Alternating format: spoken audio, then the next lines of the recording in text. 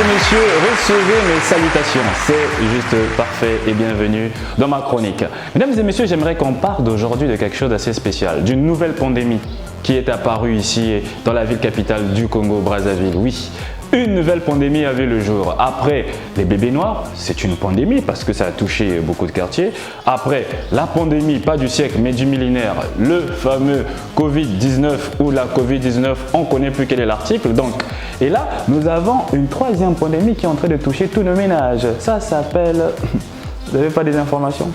Vous voulez pas un peu penser à quoi? Vous savez comment ça s'appelle? Ça s'appelle les délestages, mesdames et messieurs. Oui, c'est une pandémie car elle touche tous nos ménages. Oui, elle touche tout le monde sans savoir qui tu es, savoir boss, pas boss, pauvre, riche, malade, en bonne santé, homme de Dieu ou homme du diable. En tout cas, les délestages nous touchent tous. Quel est le vrai problème avec les délestages? Vous savez ce qui se passe maintenant, c'est que ça est en train de changer le quotidien de toute une ville. Tout un pays, parce que c'est dans tout le pays que ça se passe, j'aurais appris. Vous savez par exemple que dans mon quartier, un monsieur a refusé la dot de sa fille parce que sa fille devait se marier avec un agent de...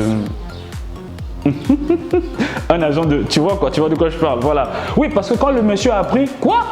Tu vas te marier avec un monsieur qui n'est même pas capable de tenir une ville en lumière. Et c'est ta vie qui va mettre en lumière. Non, l'obscurantisme là, je ne veux pas. Monsieur, vous reviendrez épouser ma fille quand il n'y aura plus de délestage à Brazzaville.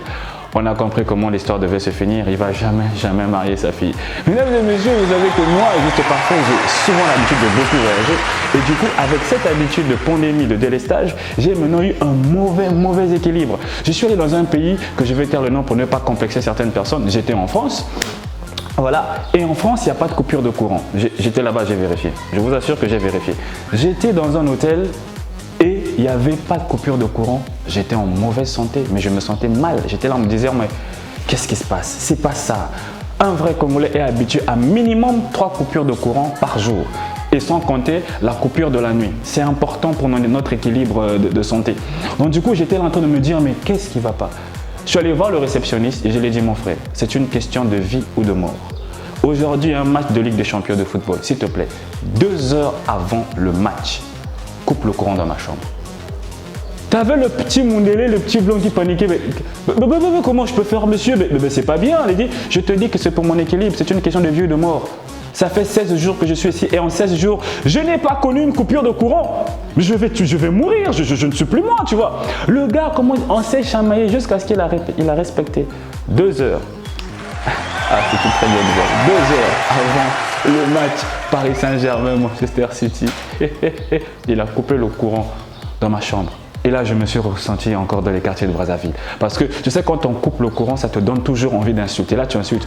Oh, mais c'est pas possible! Oh, il y a un truc! Et quand le match recommence, tu vois, vers à une mi-temps du match, il envoie le courant. Là, tu fais ah! Non, finalement, on aime le pays, hein? Finalement, on aime le pays. Voilà. Le pays a fait de nous, le courant a fait de nous ce que nous sommes aujourd'hui. Cette pandémie doit cesser et nous espérons qu'elle va cesser. C'était juste parfait. Bonsoir chez vous.